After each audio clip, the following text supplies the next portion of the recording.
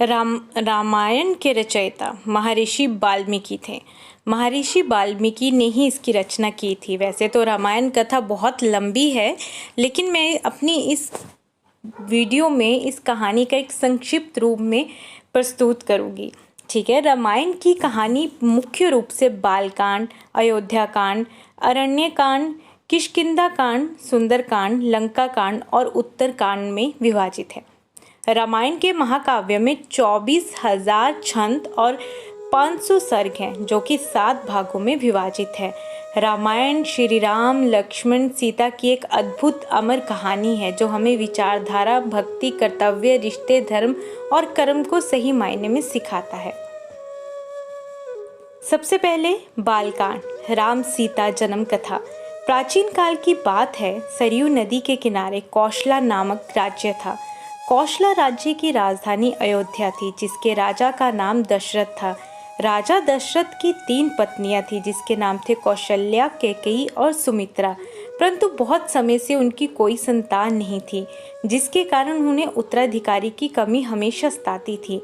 इसके विषय में उन्होंने ऋषि वशिष्ठ से बात की और पुत्र कामेष्टि यज्ञ करवाया। यज्ञ के कारण उनकी पत्नियों को 4 पुत्र हुए।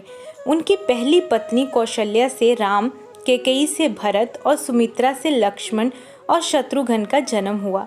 सभी राजकुमार शास्त्रों और युद्ध कला में निपुण थे। जब राम 16 वर्ष के हुए, तब ऋषि विश्वामित्र राजा दशरथ के पास गए और यज्ञ में विघ्न डालने वाले राक्षसों का अंत करने में राम और लक्ष्मण की मदद मांगी। राम और लक्ष्मण ने इस कार्य को आदर से मान और कई राक्षसों का अंत किया, जिसके फलस्वरूप उन्हें ऋषि विश्वामित्र ने कई दिव्य अस्त्र प्रदान किए। एक दूसरे प्रदेश मिथिला के राजा जनक भी निसंतान थे। ऋषियों के कहने पर राजा जनक ने अपने राज्य के खेत में हल चलाना शुरू किया। हल चलाते समय उन्हें एक धातु से टकराने की आवाज़ आई। जब राजा जनक ने देखा तो उन्हें शीत के कलश में एक कन्या जमीन में गड़ी हुई मिली। उस कन्या को जैसे ही राजा जनक ने मिट्टी से निकाला, राज्य में बारिश होने लगी और उस कन्या को जनक अपने महल ले गए। शीत के कलश में पाने के कारण उस कन्या का नाम सीता रखा गया। धीरे धीरे सीता बड़ी हुई और उनके विवाह का समय आया। श्री राम अयोध्या के राजा दशरथ के ज्येष्ठ पुत्र थे और माता सीता उनकी धर्मपत्नी थी। राम बहुत ही साहसी, बुद्धिमान और आज्ञाकारी और सीता बहुत ही सुंदर, उदार और पुण्य आत्मा थी। माता सीता की मुलाकात श्री राम से उनके स्वयंवर में हुई, जो सीता माता के पिता मिथिला के राजा जनक द्वारा संयोजित किया गया था। ये स्वयंवर माता सीता के लिए अच्छे वर की खोज में आयोजित किया गया था। राजा जनक ने सीता का स्वयंवर रखा, जिसमें उन्होंने शिव जी के धनुष को उठाकर उसमें रस्सी चढ़ाने वाले व्यक्ति से सीता का विवाह कराने की शर्त रखी। उस आयोजन में कई राजकुमारों और राजाओं को आमंत्रित किया गया। शर्त ये थी कि कोई भी शिव धनुष को उठाकर धनुष के तार को खींच सकेगा, उसी का विवाह सीता से होगा। सभी राजाओं ने कोशिश किया, परंतु वे धनुष को हिला भी ना सके। जब श्री राम की बारी आई तो श्री राम ने एक ही हाथ से धनुष उठा लिया और जैसे ही उसके तार को खींचने की कोशिश की, वे धनुष 2 टुकड़ों में टूट गया। इस प्रकार श्री राम और सीता का विवाह हुआ। इस प्रकार श्री राम का विवाह सीता से, लक्ष्मण का विवाह उर्मिला से, भरत का विवाह मांडवी से और शत्रुघ्न का विवाह श्रुतकीर्ति से हो गया। अयोध्या कांड। अयोध्या के राजा दशरथ की 3 पत्नियां और 4 पुत्र थे। राम सभी भाइयों में बड़े थे और उनकी माता का नाम कौशल्या था। भरत राजा दशरथ के दूसरी और प्रिय पत्नी कैकेयी के पुत्र थे। दूसरे 2 भाई थे लक्ष्मण और शत्रुघ्न, जिनकी माता का नाम था सुमित्रा। जब राम को एक तरफ राज तिलक करने की तैयारी हो रही थी, तभी उसकी सौतेली माँ कैकेयी अपने पुत्र भरत को अयोध्या का राजा बनाने का षड्यंत्र रच रही थी। यह षड्यंत्र बूढ़ी मथुरा के द्वारा किया गया था। रानी कैकेयी ने एक बार राजा दशरथ की जीवन की रक्षा की थी। तब राजा दशरथ ने उन्हें कुछ भी मांगने के लिए पूछा था, पर कैकेयी ने कहा, समय आने पर मैं मांग लूंगी। उसी वचन के बल पर कैकेयी ने राजा दशरथ से पुत्र भरत के लिए अयोध्या का सिंहासन और राम के लिए 14 वर्ष का वनवास मांगा। श्री राम तो आज्ञाकारी थे, इसलिए उन्होंने अपनी सौतेली माँ कैकेयी की बातों को आशीर्वाद माना और माता सीता और प्रिय भाई लक्ष्मण के साथ 14 वर्ष का वनवास व्यतीत करने के लिए राज्य छोड़कर चले गए। इस असीम दुख को राजा दशरथ सह नहीं सके और उनकी मृत्यु हो गई। कैकेयी के पुत्र भरत को जब ये बात पता चली तो उसने भी राजगद्दी लेने से इनकार कर दिया। अरण्य कांड। राम, सीता और लक्ष्मण वनवास के लिए निकल पड़े। रास्ते में उन्होंने कई असुरों का संहार किया और कई पवित्र और अच्छे लोगों से भी वे मिले। वे वन चित्रकूट में एक कुटिया बनाकर रहने लगे। एक बार की बात है, लंका के असुर राजा रावण की छोटी बहन शूर्पणखा ने राम को देखा और वो मोहित हो गई। उसने राम को पाने की कोशिश की, पर राम ने उत्तर दिया, मैं विवाहित हूँ, मेरे भाई लक्ष्मण से पूछ के देखो। तब शूर्पणखा लक्ष्मण के पास जाकर विवाह का प्रस्ताव रखने लगी, पर लक्ष्मण ने साफ इनकार कर दिया। तब शूर्पणखा ने क्रोधित होकर माता सीता पर आक्रमण किया। ये देखकर लक्ष्मण ने चाकू से शूर्पणखा का नाक काट दिया। कटी हुई नाक के साथ रोते हुए जब शूर्पणखा लंका पहुंची तो सारी बातें जानकर रावण को क्रोध आया। उसने बाद में रावण ने सीता हरण की योजना बनाई। योजना के तहत रावण ने मारीच राक्षस को त्रिकूट की कुटिया के पास एक सुंदर हिरण के रूप में भेजा। जब मारीच को माता पिता ने देखा तो उन्होंने श्री राम से उस हिरण को पकड़ के लाने के लिए कहा। सीता की बात को मानकर राम उस हिरण को पकड़ने उसके पीछे पीछे गए और लक्ष्मण को आदेश दिया कि वो सीता को पकड़कर लाए। बहुत पीछा करने के बाद राम ने उस हिरण को बाण से मारा। जैसे ही राम का बाण हिरण बने मारीच को लगा, वो अपने असली राक्षस रूप में आ गया और राम के आवाज में सीता और लक्ष्मण को मदद के लिए पुकारने लगा। सीता ने जब राम की आवाज में उस राक्षस के विलाप को देखा तो वह घबरा गई और उसने लक्ष्मण को राम की मदद के लिए वन जाने को कहा। लक्ष्मण ने सीता माता की कुटिया के चारों ओर से लक्ष्मण रेखा से सुरक्षित किया और वो श्री राम की खोज करने वन में चले गए। योजना के अनुसार रावण एक साधु के रूप में कुटिया पहुंचा और भिक्षाम देही का स्वर लगाने लगा। जैसे ही रावण ने कुटिया के पास लक्ष्मण रेखा पर अपना पैर रखा, उसका पैर जलने लगा। ये देखकर रावण ने माता सीता को बाहर आकर भोजन देने के लिए कहा। जैसे ही माता सीता लक्ष्मण रेखा से बाहर निकली, रावण ने पुष्पक विमान में सीता माता का हरण कर लिया। जब राम और लक्ष्मण को ये पता चला कि उनके साथ छल हुआ है तो वो कुटिया की ओर भागे, पर वहां उन्हें कोई नहीं मिला। जब रावण सीता को पुष्पक विमान से लेकर जा रहा था तब बूढ़े जटायु पक्षी ने रावण से सीता माता को छोड़ने के लिए कहा और युद्ध किया, परंतु रावण ने जटायु का पंख काट डाला। जब राम और लक्ष्मण सीता को ढूंढते हुए जा रहे थे तो रास्ते में जटायु का शरीर पड़ा था और वो राम राम विलाप कर रहा था। जब राम और लक्ष्मण ने उनसे सीता के विषय में पूछा तो जटायु ने उन्हें बताया कि रावण माता सीता को उठा ले गया है और ये बताते बताते उसकी मृत्यु हो गई। किष्किंधा कांड। हनुमान किष्किंधा के राजा सुग्रीव की वानर सेना के मंत्री थे। राम और हनुमान पहली बार ऋषिमुख पर्वत पर मिले, जहां सुग्रीव उनके साथ ही रहते थे। सुग्रीव के भाई बलि ने उससे सारा राज्य छीन लिया और उसकी पत्नी को भी बंदी बनाकर रखा था। जब सुग्रीव राम से मिले, वे दोनों मित्र बन गए। जब रावण पुष्पक विमान में सीता माता को ले जा रहा था तब माता सीता ने निशानी के लिए अपने अलंकार फेंक दिए थे। वो सुग्रीव की सेना के कुछ वानरों को मिला था। जब उन्होंने श्री राम को वो अलंकार दिखाए तो राम और लक्ष्मण की आंखों में आंसू आ गए। श्री राम ने बाली का वध करके सुग्रीव को किष्किंधा का राजा दोबारा बना दिया। सुग्रीव ने भी मित्रता निभाते हुए राम को वचन दिया कि वो और उनकी वानर सेना भी सीता माता को रावण के चंगुल से छुड़ाने के लिए पूरी जी जान लगा देंगे। उसके बाद हनुमान, सुग्रीव, जामवंत ने मिलकर सुग्रीव की वानर सेना का नेतृत्व किया और चारों दिशाओं में अपनी सेना को भेजा। सभी दिशाओं में ढूंढने के बाद भी कुछ न मिलने पर ज्यादातर सेना वापस लौट आए। दक्षिण की तरफ हनुमान एक सेना लेकर गए जिसका नेतृत्व अंगद कर रहे थे। जब वे दक्षिण के समुद्र तट पर पहुंचे तो वे भी उदास होकर विंध्य पर्वत पर इसके विषय में बात कर रहे थे।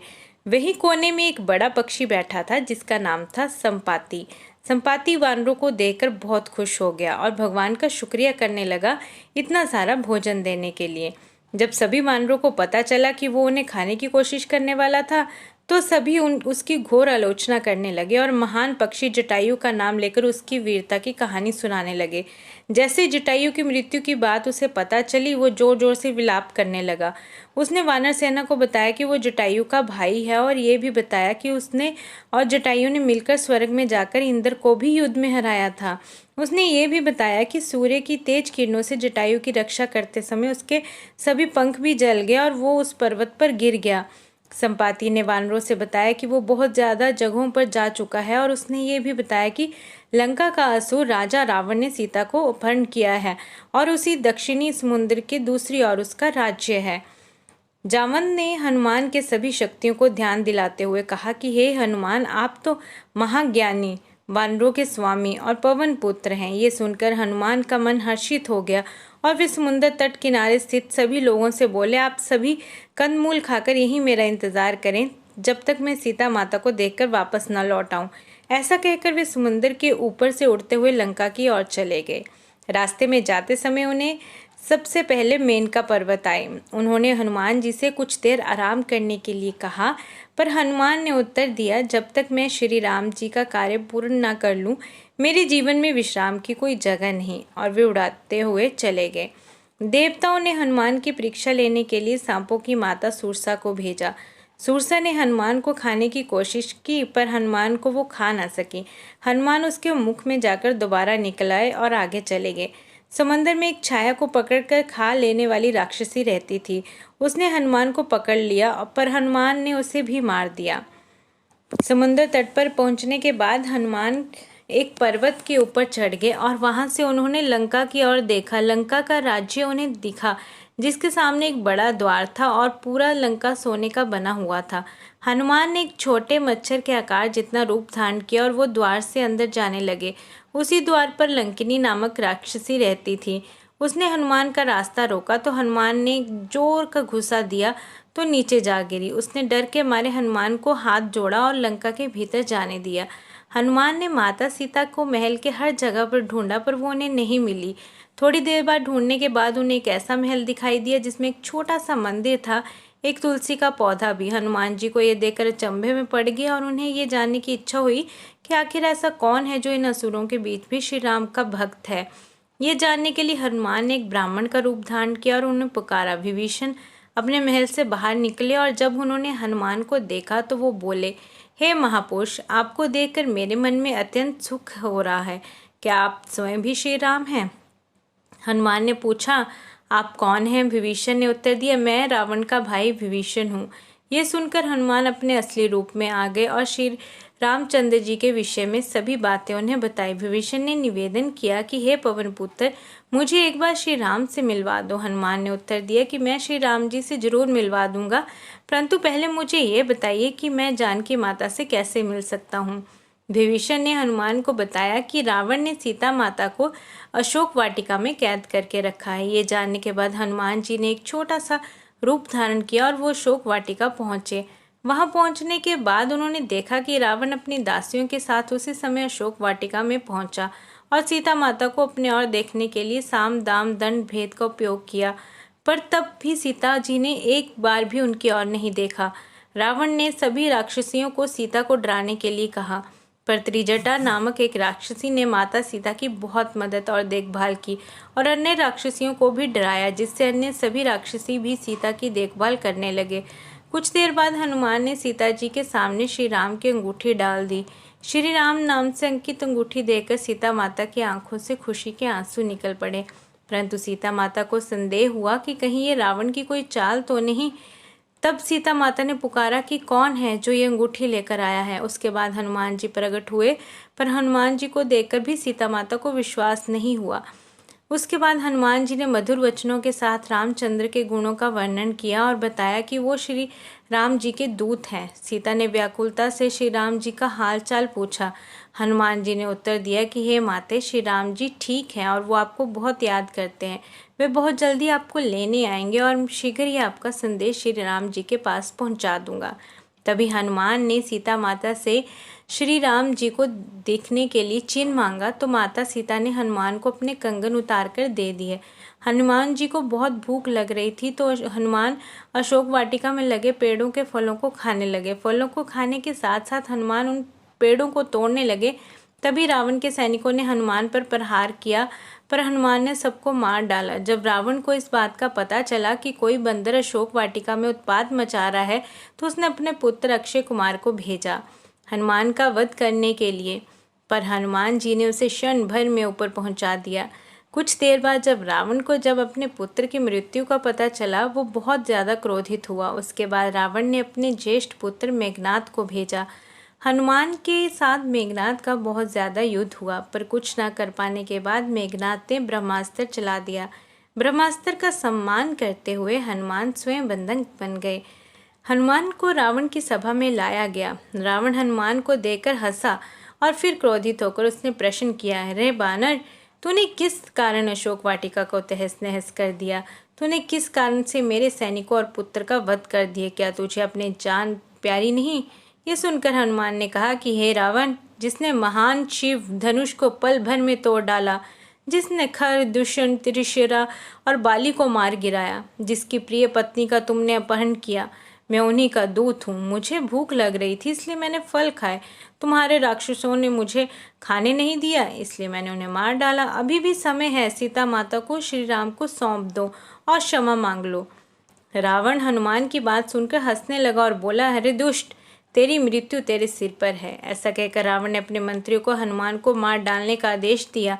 यह सुनकर सभी मंत्री हनुमान को मारने के लिए दौड़े। तभी विभीषण वहां आ पहुंचे और बोले, रुको, दूत को मारना सही नहीं होगा, ये नीति के विरुद्ध है, कोई भयानक दंड देना चाहिए। सभी ने कहा, बंदर का पूंछ सबको सबसे प्यारा होता है, क्यों ना तेल में कपड़ा डुबोकर इसकी पूंछ में बांधकर आग लगा दी जाए। हनुमान की पूंछ पर तेल वाला कपड़ा बांधकर आग लगा दिया गया। जैसे पूंछ में आग लगी, हनुमान जी बंधक मुक्त हो गए और एक छत से दूसरी छत पर कूदते गए और पूरी सोने की लंका में आग लगा के समुद्र की ओर चले गए और वहां अपनी पूंछ पर लगी आग को बुझा दिया।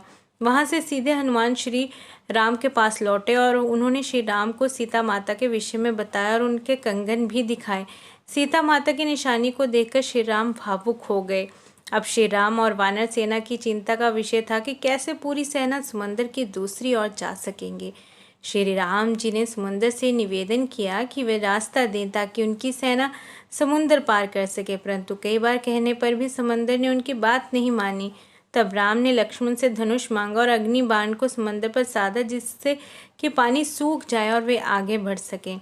जैसे ही श्री राम ने ऐसा किया, समुद्र देव डरते हुए प्रकट हुए और श्री राम से माफ़ी मांगी और कहा कि हे नाथ, ऐसा ना करें, आपके इस बाण से मेरे में रहते वाली सारी मछलियाँ और जीवित प्राणी का अंत हो जाएगा। श्री राम ने कहा कि हे समुद्र देव, हमें ये बताइए कि मेरी ये विशाल सेना इस समुद्र को कैसे पार कर सकती है।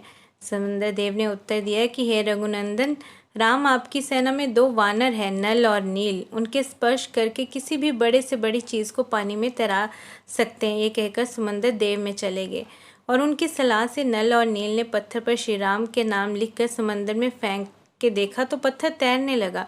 उसके बाद एक एक करके नल नील समुद्र में पत्थर को फेंकते रहे और समुद्र के अगली छोर तक पहुंच गए। श्री राम ने अपनी सेना के साथ समुद्र किनारे डाला। जब इस बात पर का पता रावण की पत्नी मंदोदरी को चला तो वो घबरा गई और उसने रावण को बहुत समझाया, पर वो नहीं समझा और सभा में चला गया। रावण के भाई विभीषण ने भी रावण को सभा में समझाया और सीता माँ को सम्मान पूर्वक राम को सौंप देने के लिए कहा, परंतु ये सुनकर रावण क्रोधित हो गया और अपने ही भाई को लात मार दी और जिसके कारण विभीषण सीढ़ियों से नीचे आ गिरे। विभीषण ने अपना राज्य छोड़ दिया और वो श्री राम के पास गए।